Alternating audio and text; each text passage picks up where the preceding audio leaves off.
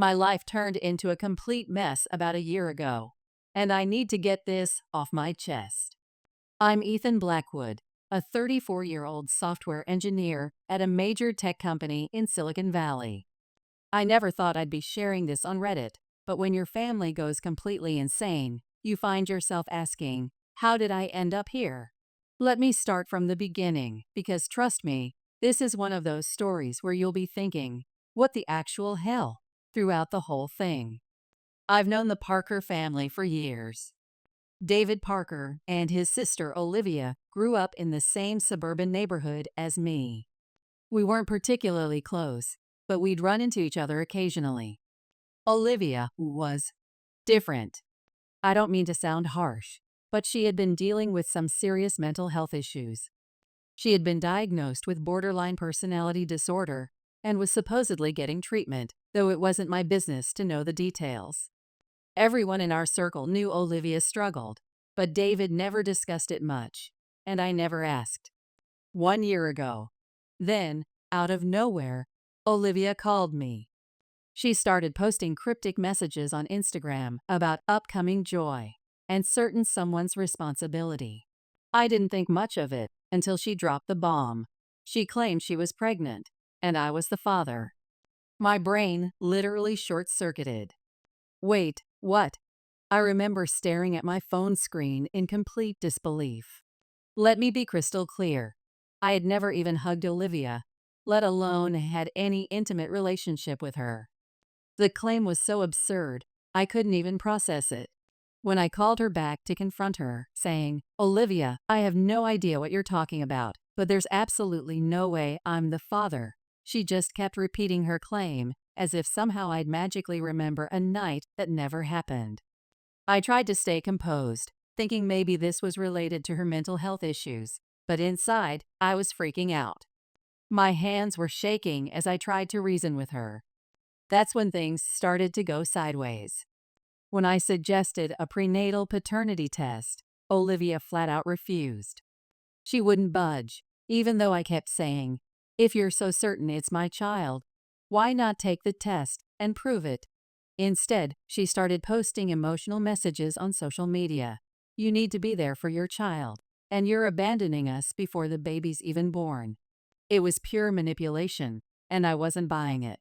I made it clear that without a test, I wouldn't sign anything. I wasn't about to legally bind myself to a child that wasn't mine. Simple enough, right? That should have been the end of it. I was wrong. So very wrong.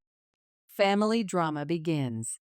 A few weeks later, my parents found out. Now let me tell you about Vincent and Margaret Blackwood. My father is a former executive at a real estate development firm, and my mother sits on the board of several charity organizations. They're all about maintaining the perfect family image, especially on social media, where my mother constantly posts about our wonderful family bonds. The moment they learned about Olivia's claims, they completely lost it. I was sitting in my home office, finishing up some code reviews, when my phone exploded with notifications. My mother had already shared a cryptic post about supporting family in difficult times, before even talking to me.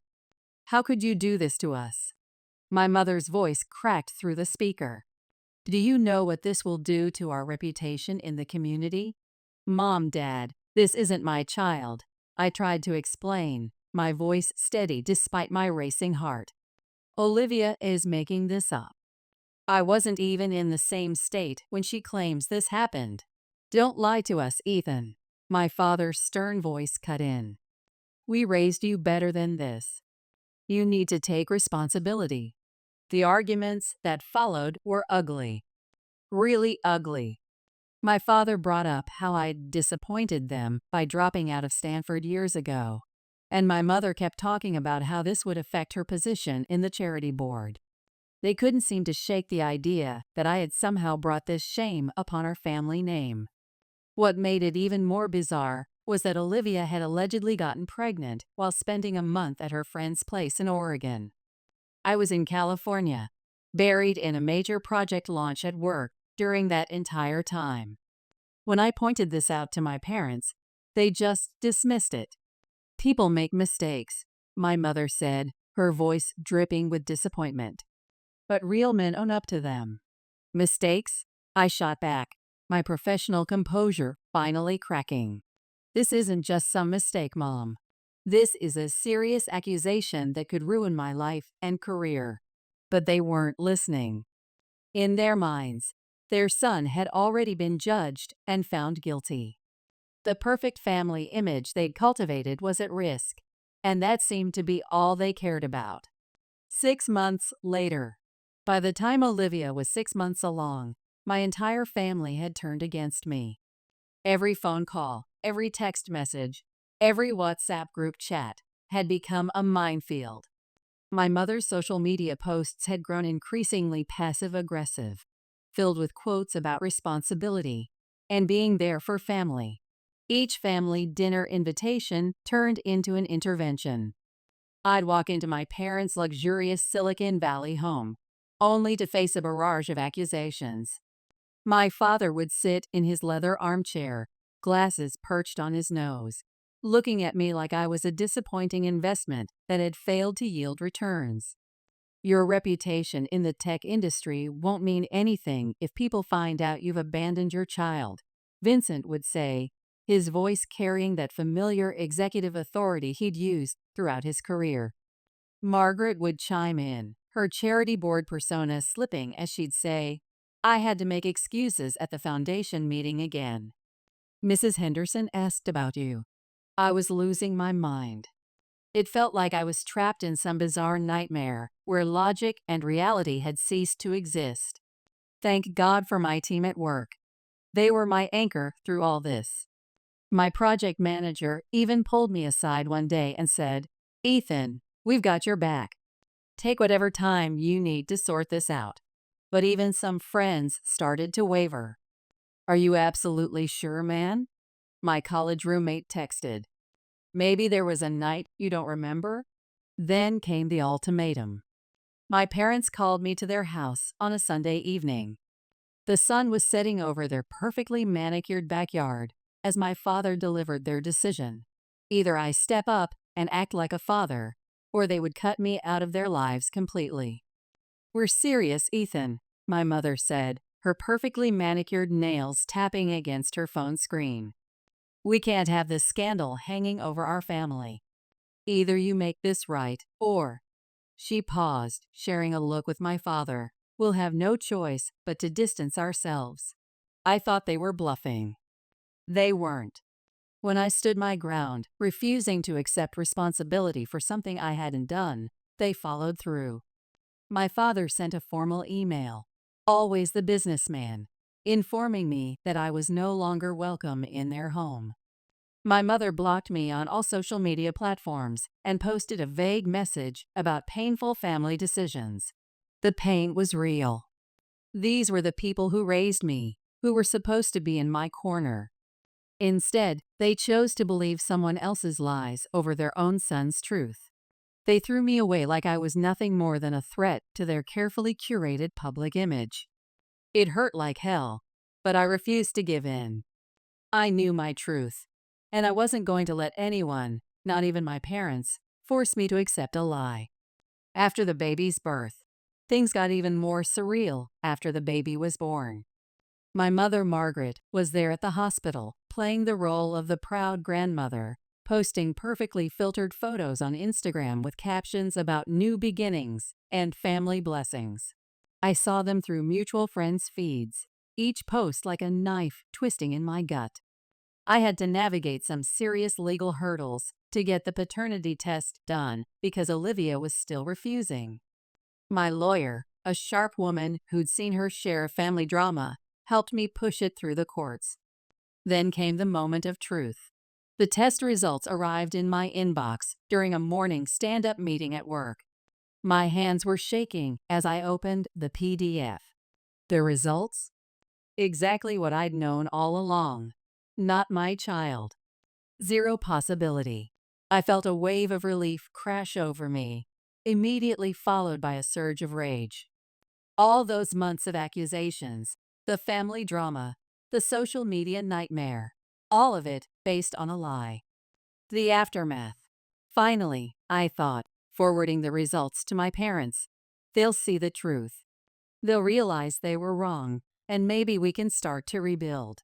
I should have known better. The response was immediate, but not what I expected. My phone started blowing up with messages from my parents. My father, Vincent, ever the businessman, tried to solve it the way he solved everything, with money. He wired several $1,000s to my account with a message: "Let's put this unfortunate situation behind us." My mother's approach was different, a flood of voicemails, each more dramatic than the last. "Sweetie, we were just trying to do what was best for everyone," she said in one. "You know how important family reputation is in our circles." Yes, I kept the money. After everything they put me through, I felt it was the least they owed me. But forgiveness? That was a different story entirely. How do you forgive parents who were willing to disown you to protect their social status? How do you trust people who chose to believe a stranger's lies over their own child's truth? Some of my colleagues, along with my therapist, started suggesting things like, maybe you should give them another chance. They're your parents, after all. But they hadn't been there. They hadn't seen how quickly my parents had been willing to sacrifice me to maintain their perfect family facade. I kept staring at that money transfer notification in my banking app, thinking about how typical it was of my father, throwing money at a problem instead of addressing the real issues. The trust they'd broken, the months of emotional abuse, the public humiliation. None of that could be fixed with a few $1,000s. Current situation. I'm caught between knowing I did nothing wrong and questioning whether I should even try to repair my relationship with my family. Every time I consider reaching out, I remember how quickly they turned on me. The memory of those family dinners turned interrogations, my mother's manipulative social media posts, my father's attempts to control the situation like it was just another business deal. It all comes flooding back. The ongoing drama. Just when I thought things would settle down after the paternity test revealed the truth, life had other plans. Olivia, rather than accepting reality, went completely off the rails.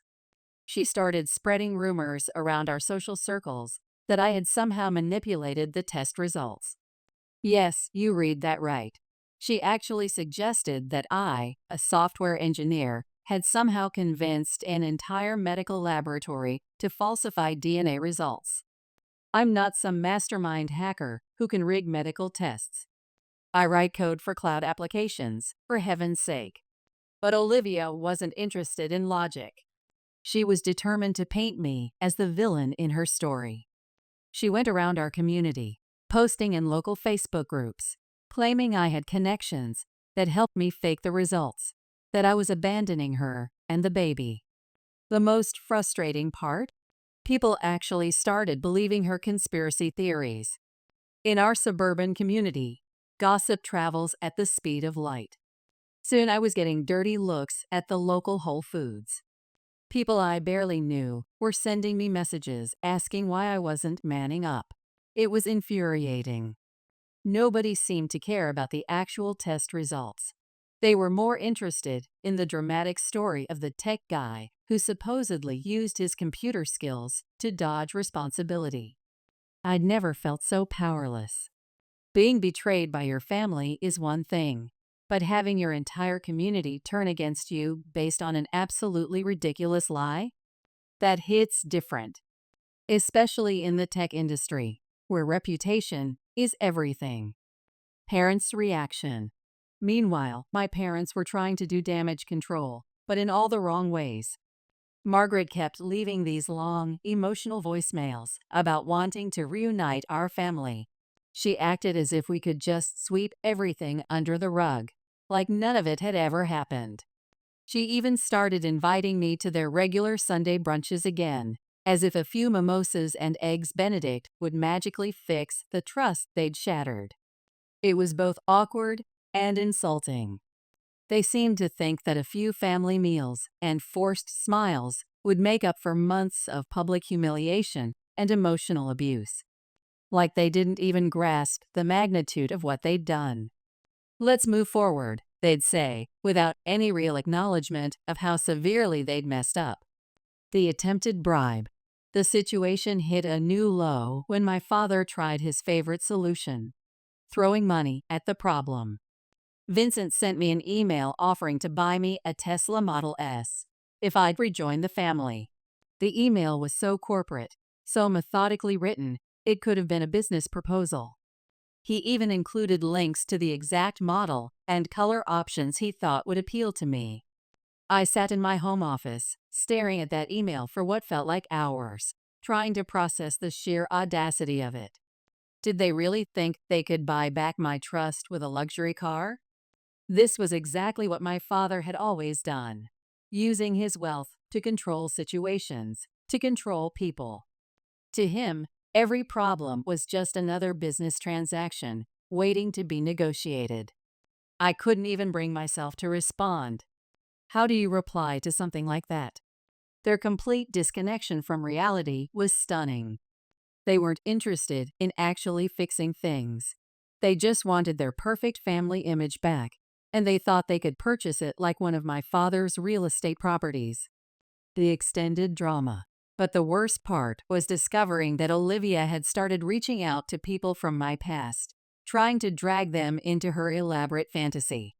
She even contacted my ex-girlfriend from college, Sarah, who I hadn't spoken to in years. Out of nowhere, I got a text from Sarah saying, "We need to talk." When Sarah explained that Olivia had been spinning wild tales about me being some tech mastermind who could hack into medical laboratories, I nearly lost it. I called Olivia directly, my voice shaking with barely controlled anger. "You need to stop this," I told her. "Stop contacting people from my past. Stop spreading these ridiculous lies. I'm not going to let you drag my friends and ex-partners into your delusions." She just laughed and hung up. It was like talking to a void. Nothing I said could penetrate the alternate reality she'd constructed. I ended up sitting at my desk for an hour after that call, coding furiously to try to calm down, but my mind kept racing. By this point, I was seriously considering hiring a defamation lawyer. I didn't want to go that route. Legal battles are expensive and draining, but I felt like I was running out of options. While Olivia was out there destroying my reputation, and my parents were enabling her behavior with their "where there's smoke, there's fire" attitude, I felt completely alone. Sure, I had my core group of friends from work who stood by me, but even they couldn't fully grasp how bad things had gotten. At some point, I realized I couldn't keep living in this constant state of anxiety, waiting for the next crazy accusation or rumor to surface. The breaking point. I made the decision to cut all ties, not just with Olivia, but with my parents too. It wasn't easy. In fact, it was one of the hardest things I've ever had to do. But I realized I couldn't let them keep dragging me down, couldn't let them keep undermining my mental health and my career. I drafted a lengthy email to my parents, my fingers hovering over each key as I carefully chose my words. I detailed every instance of betrayal, their immediate assumption of my guilt, their public shaming on social media, their attempts to manipulate me through money. I didn't sugarcoat anything. I laid out exactly how their actions had made me feel: the hurt, the betrayal, the complete loss of trust. "If you ever want to have any chance of a relationship with me in the future," I wrote, "it needs to start with a genuine acknowledgement of what you've done. No more acting like nothing happened. No more brushing aside Olivia's lies. No more attempts to buy my forgiveness with cars or cash." I blocked Olivia on every platform imaginable. Her constant manipulation and lies had become too much for me to handle. She wasn't my problem anymore, and I wasn't going to let her keep entangling me in her web of delusions. The aftermath. I even had to have a difficult conversation with her brother David. He'd been a good friend throughout the years, but I had to prioritize my own well-being. "I'm sorry," I told him over coffee at a neutral location, "but I can't be around your family anymore." I hope you understand. It's been several months since I cut them all off. And honestly, even though I occasionally feel guilty or question my decision, I know I made the right choice. Yes, it's messy and complicated, but at least I'm not constantly watching over my shoulder, waiting for the next catastrophe to strike. Looking at my life now, sitting in my peaceful apartment, focused on my work, and surrounded by people who actually trust and believe in me, I can finally breathe again. If you told me a year ago that this is where I'd end up, I never would have believed you. I guess that's just how life goes sometimes. You have to lose the people who are supposed to love you unconditionally to find out what real support looks like. First update: the escalation. Just when I thought cutting ties with Olivia and my parents would end the chaos, life proved me wrong again. Ending contact was only the beginning of a whole new nightmare. A few weeks after I blocked Olivia and sent that final email to my parents, I got an unexpected message from Michael, an old colleague from my first tech job.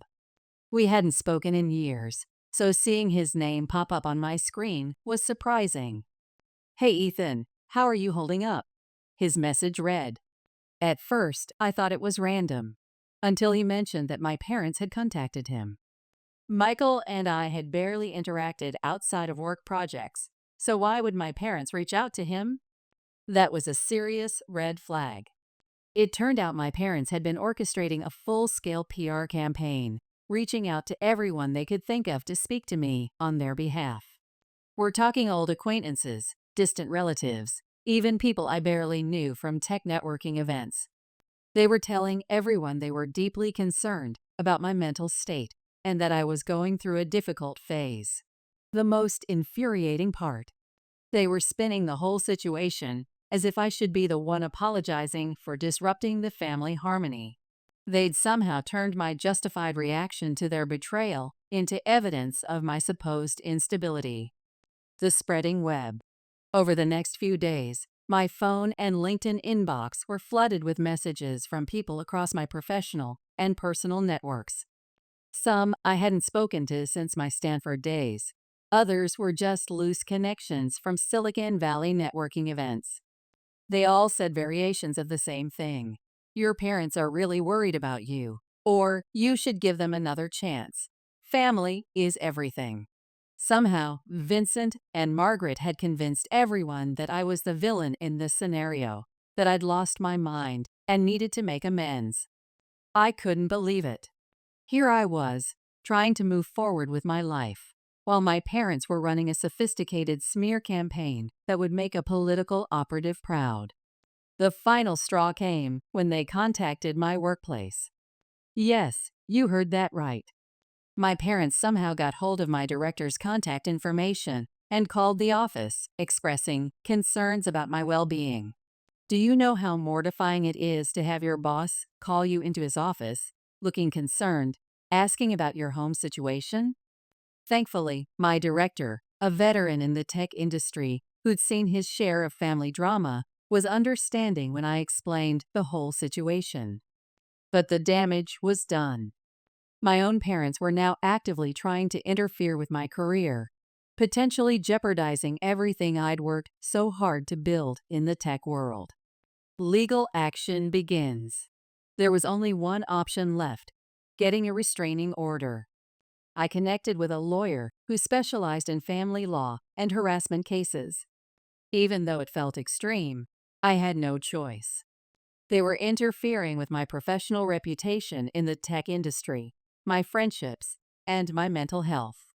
The process was long and draining. Between the paperwork, court dates, and constant documentation of their harassment, it felt like taking on a second job. But there was also this strange sense of relief. For the first time, I was taking concrete action to protect myself. No more letting them control the narrative. No more watching my professional reputation get dragged through the mud. When my parents received notice of the restraining order proceedings, all hell broke loose. My mother sent a guilt-laden email that could have won an award for emotional manipulation. How could our own son do this to us? Family should always stick together. You're causing all this pain, Ethan. You're tearing this family apart. What will people think? I didn't take the bait. This was textbook manipulation, and I'd grown immune to it. I didn't respond. Escalating tensions. But things got worse before they got better. One evening, after a long day of code reviews and meetings, I returned to my apartment complex to find my car vandalized. Someone had keyed the word liar into the driver's side door. I had no concrete proof it was connected to my parents, but the timing was suspicious. I hadn't told many people about the restraining order, and my parents had just received the court papers. It seemed they couldn't handle losing control. When their money and social influence didn't work, they had to lash out somehow. I filed a police report, but nothing came of it. Another harsh reminder that sometimes the people who should love you the most can become your worst adversaries. I started taking precautions, parking my car in a secure garage, installing security cameras around my apartment, documenting everything. I felt like I was living in a paranoid thriller, always on edge, waiting for the next attack. But gradually, things began to settle down. Resolution. Once the restraining order was granted, my parents were legally prohibited from contacting me or coming near my home or workplace. It felt like a weight lifted off my shoulders. For the first time in what felt like forever, I could breathe. The aftermath required a lot of damage control. I had to explain the situation to my colleagues and friends, make sure they understood the truth. Some were skeptical. "Do you really think your parents would go that far?" they'd ask. But when you've lived through it, you know exactly how far people will go when they feel their control slipping away. Second update. The lawsuit. Just when I thought the restraining order would give me some peace, life threw another curveball. My parents found a new way to torment me, and this one was on a completely different level.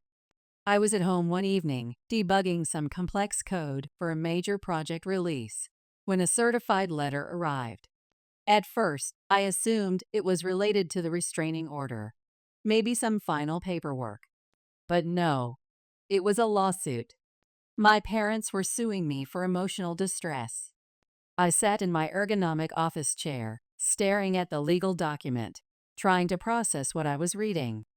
Vincent and Margaret Blackwood were actually suing their own son, claiming they deserved compensation because my actions had severely impacted their mental well-being. They even claimed I had isolated them from the rest of their social circle, completely ignoring the fact that they were the ones who had originally disowned me. For a good 5 minutes, I just sat there, my coffee growing cold, my code editor still blinking on the screen, trying to wrap my head around the situation. Who sues their own child because they're upset about being cut off? I felt a hysterical laugh building in my throat. Part of me was terrified, and another part wanted to laugh at the sheer absurdity of it all. Legal battle. I immediately called my lawyer. She was as shocked as I was. She'd handled plenty of nasty family disputes in Silicon Valley, but parents suing their child for emotional distress over a restraining order? That was a new one, even for her.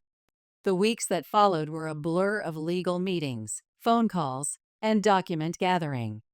I had to compile everything: the paternity test results, evidence of their harassment, the social media posts, the workplace interference.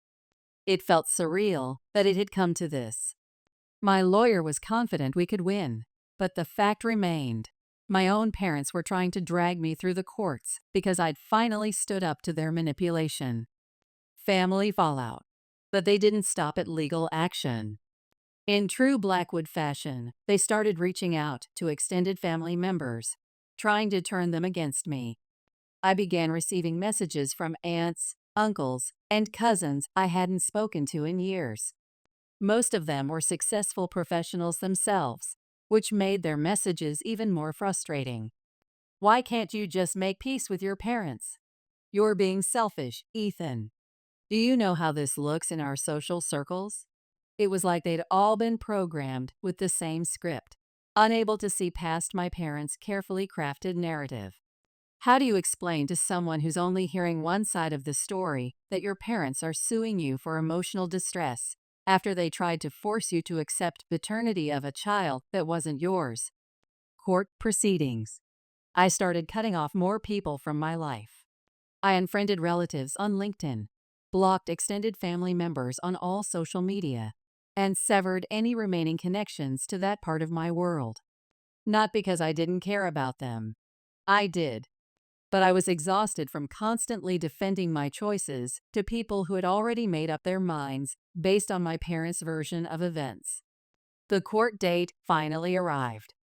I walked into the courtroom with my lawyer, prepared for whatever they might throw at me. It was quite a spectacle. My parents had prepared a full performance about how they had always supported me, how they had tried to help me through difficult times, and how I had cruelly cut them off without cause. It was amazing how they portrayed themselves as the victims, considering they were the ones who had originally disowned me. But my lawyer methodically took apart their claims, presenting the judge with all the evidence of their harassment, including the paternity test results and the restraining order documentation. By the end, it was clear the court wasn't buying their story. The verdict: the case was dismissed, and my parents were ordered to pay my legal fees. But it didn't feel like a victory. Even though I'd won, there was still so much aftermath to deal with. It felt like I'd just emerged from a nightmare, but the shadows still lingered. After the case, my parents made one final attempt to get back into my life. They sent this long, supposedly heartfelt letter about how sorry they were for everything, how they couldn't bear losing their only son, how they wanted to make things right. The same manipulative tactics, just wrapped in different packaging. Third update. The final attempt. Months passed, and just when things had started to settle into a new normal, my parents orchestrated one final surprise. I was doing routine grocery shopping at Whole Foods when I ran into my cousin Melissa. She dropped a bomb. My parents were planning a large family reunion, and they'd been telling everyone I would be there. They hadn't invited me directly. They couldn't, due to the restraining order. Instead, they were trying to create a situation where I'd either have to show up and play along with their reconciliation fantasy, or look like the bad guy for not attending. Classic Blackwood manipulation. I sent one final email, making it clear I wouldn't be attending, and that any attempt at forced reconciliation would be unwelcome. My father left a voicemail in response, saying things like, "Your grandparents would be so disappointed in how you're handling this." More guilt trips, more manipulation. Epilogue. Looking at my life now, I've finally found peace. I'm focused on my career in tech, surrounded by people who respect boundaries and truth. Yes, it's painful to cut off family, and sometimes I question my decisions. But I had to choose my own well-being over their toxic version of love. I don't know what the future holds. Maybe things will change someday. Maybe they won't. For now, I'm done letting my family control my narrative. I'm walking my own path. And for the first time in a long time, I'm doing it on my terms.